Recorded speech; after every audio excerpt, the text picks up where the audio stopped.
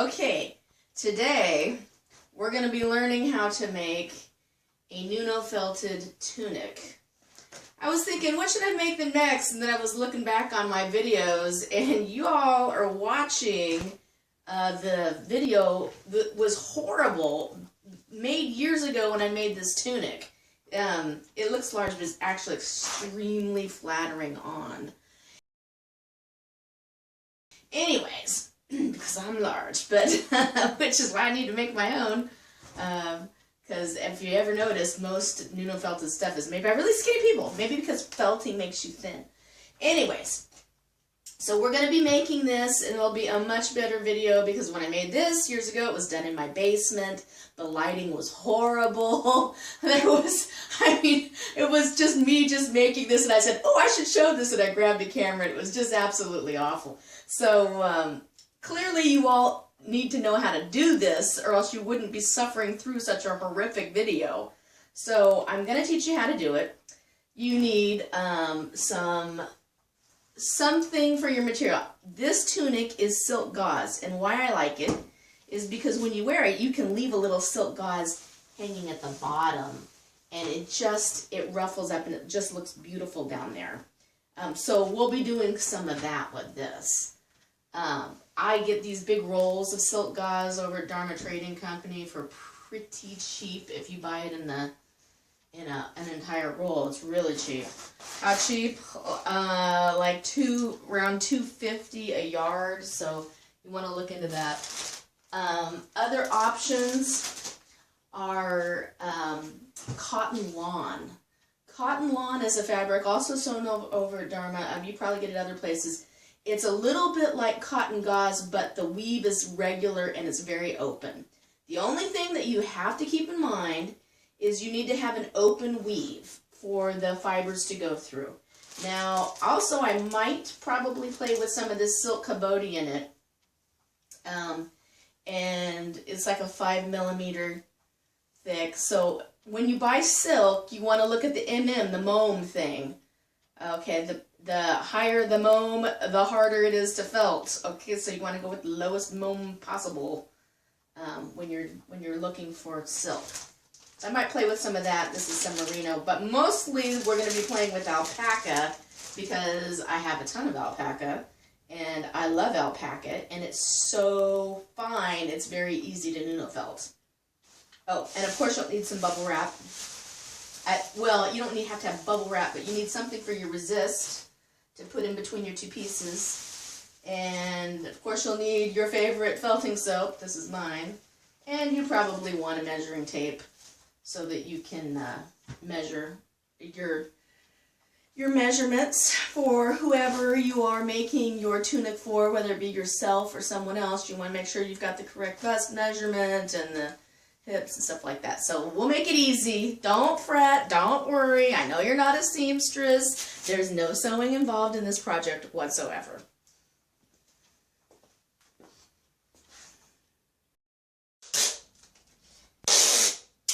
Okay, first things first. I have to seam these pieces of bubble wrap together that I'm going to later cut out as my resist, okay, in the shape of my tunic. Now, if you're saying, I can almost hear you now going, Christy, I don't have a tunic to use as my template. That's why I'm watching the video. Help a sister out. Okay, well, this is what you're going to do. You're going to do what I did when I made this tunic. You're going to go in your closet. You're going to find your favorite top. Okay, you're going to grab that favorite top and you're going to use it as your template. But Christy, the wool's going to shrink. I know that, but I will teach you how to go around it, okay? Just grab your top that looks the very best on you, the one that you love, the drape of it, you love everything. Or if you don't have a top that you absolutely adore, just pick a top that fits you really, really well, and we will design around that, okay? It's super, super easy. So just hold on. I'll show you. So you might be asking yourself, what's the plan, Christy? I need to see a plan. Haven't you been hanging out with me for a while now? Maybe not. Okay, you might just be stumbling onto my channel. But if you have been hanging around, you know that I am never, ever married to a plan. I have a general idea when I start a project, and I withhold the right to change it midstream anytime, and even if it happens that it's going in a different direction, I didn't plan that, I am completely okay with that. And that is probably why I continue to create. Here's the plan. I'm just gonna flip. I don't want to erase my little thing over here. Here's the plan. We're doing an A-line type tunic, and I'm gonna let some silk hang loose down on the bottom, and then I'm going to do another part up here for the chest area, the bodice area. I'll just lay some fiber on there, and I may end up sealing the tunic like this. This is like a cat sleeve, or I think it's called like a cat sleeve. Anyways, basically this right here is Nuno-Felted, and it was just a rectangle that I Nuno-Felted here and here, and up here around the neckline to make the sleeves. So, see? Well, and I did end up having to hand sew right over here. So if you're opposed to sewing, you could felt this. But see, see how I put my fiber right there? But I left a hole, and then I went around the edges over here to seal up, to make the sleeve. That's all I did. You could do something as simple as that. And then right here, oh, these are cute little silk cocoons. But I just, I did the same thing right here. Can you see that? That's how I finished my edges. I just put a little fiber on there. Voila! This is crinkled cotton that I got on sale over at Michael's. You could do that. Okay, so let's just see how the spirit moves us as we begin to create. Now you'll notice that the end of my tunic is right here. I don't know if you can notice that, but it is right there. So I'm extending my fabric way out here. Because it's going to shrink in that way. The top of the tunic is up here. So I'm going to cut across here, giving it space. Actually, I'm going to pull out a little bit more. Now my table is obviously not as wide or long as, I want to go up a little bit, as my, well, it's as wide as my tunic, but it's not as long as my tunic.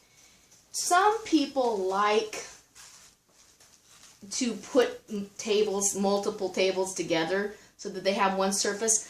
I just don't do that because I'm short and I can't reach across two tables that are stacked one on the other. So that's the only reason I'm not doing that. But if you want to do that, more power to you. Whatever works for you. Okay, so now I've got some silk, and I'm going to work on this one side, and I'm going to actually have to make another side. So I really should have doubled this. I need two, and I need to put this in the middle of it. But I don't technically have to do that just yet. Well, but I better cut out my silk now, because once I apply the fiber onto there, it's going to shrink some. So to make sure that I have these two at equal size, I better go do that now. But you know what I'm going to do? So then, I just cover this in plastic so I can see it.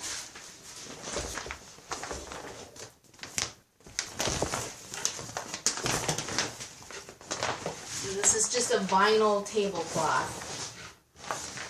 that I also picked up super cheap. It's not even a vinyl tablecloth, I don't think. I think it was just vinyl.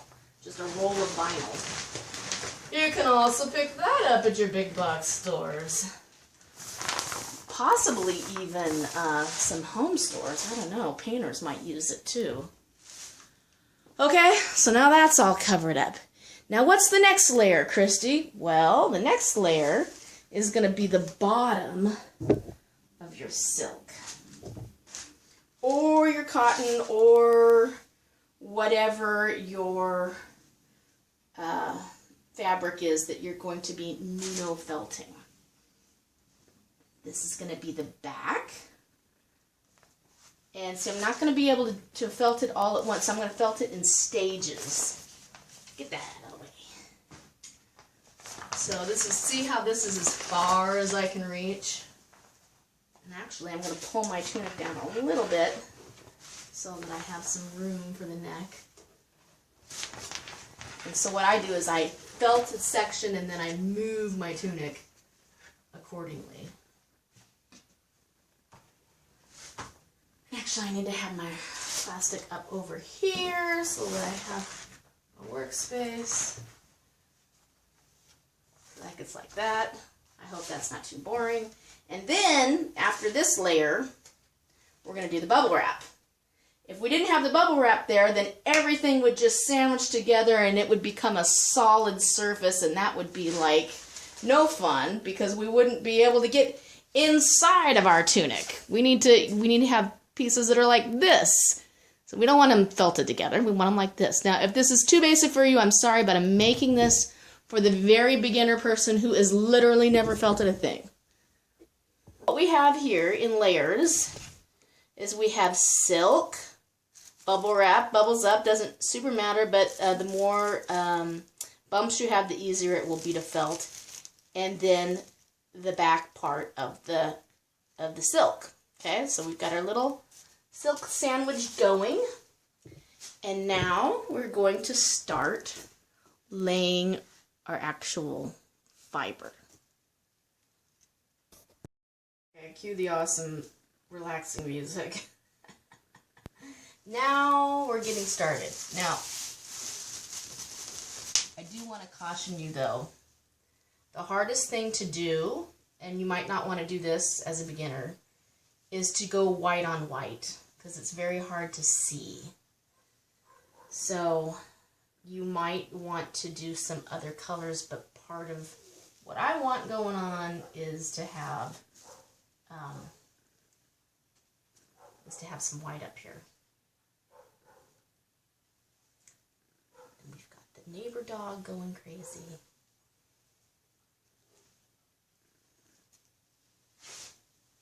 So that, let's get some of this beautiful, oh, this is so beautiful.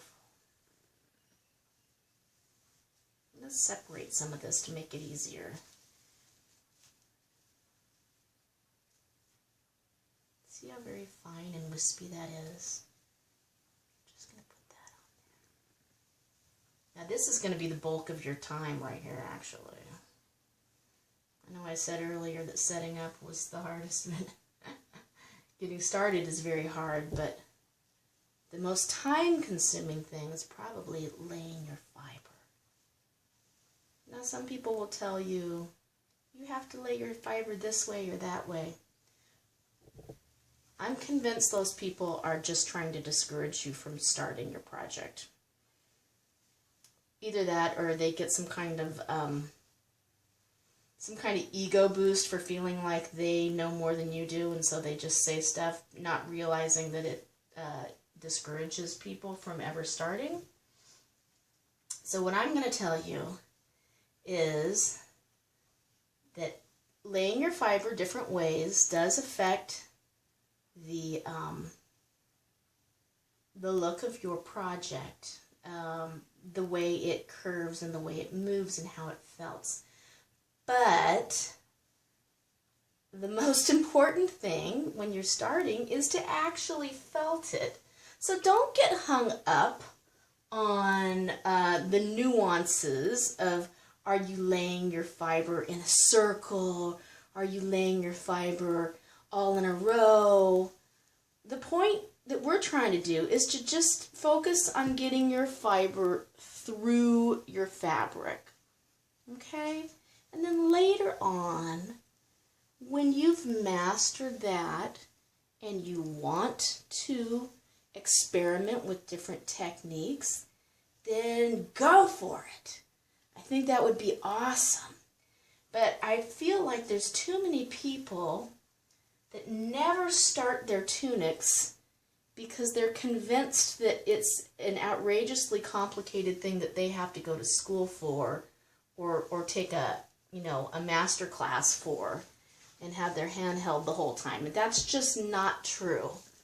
You can absolutely do this as your very first felting project. I can't believe she said that! It's like sacrilegious!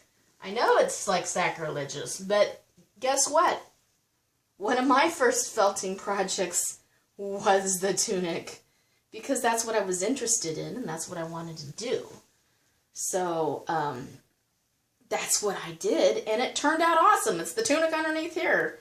Is that my first tunic? Yeah, it was. It was my first tunic. No, wait a second. The very first one I did was my dress, and that dress went on to be in a runway show, and it nearly won, and it nearly beat out, according to the judges, it nearly beat out a woman who has a master's in art, and she's been showcased in multiple installations all over the U.S. And the judges wrote me and told me that my very first project was actually in the consideration of one of 3 projects to win the award in my category. So keep that in your mind. You really, it's not rocket science. People want to make it sound complicated, I guess because they want to sell you a program on coming to their thing, but you can actually learn this on YouTube, and it'll be awesome. And if there's always going to, now if you're a person that's actually selling your programs, don't get all mad at me, because there's still going to be people who want to learn from you because they admire your work and they want to have personalized instructions, and that's cool. That is awesome. I still get people that contact me that want to come to my shop and learn from me hands-on. And if you're one of those people, I do those lessons. But I don't think that should hinder people who are not in the region. Okay, so I have laid this fiber, and now I'm going to spray it with my favorite sprayer. And I'm going to get something to eat because my stomach is starting to growl, so I'll pause here. Okay, pause to show you this. I was just going to pull this back, and I thought, ooh, this is a good thing to show them. You see how it's grabbing hold? I don't know if you can tell, but it's literally, if I were to pull this, it would pull off all of my silk. This stuff is felted. So every now and then when you're doing your test to see if your fiber is pushed through, what you want to do is you want to pinch it and see, does it pick up? You can also look underneath and say, do I see fibers picking up on the other side? You want to check that too. And we see here, let me see if you can see. I might have to zoom you in here. I'm going to zoom you in. Anyway, this is why it's easier when you're working with, can you see that? You can see that in the soap, right? When you're working with a different color other than white, it's easier. But so you want to make sure that those fibers are on the other side, and then like all these darker fibers are easy to see. Then you know that you are Nuno-felting it, and not just felting a mass above it. Now, it was super easy. It only took like however long that last clip was. So not more than 5 minutes for sure. It's probably about 3 minutes.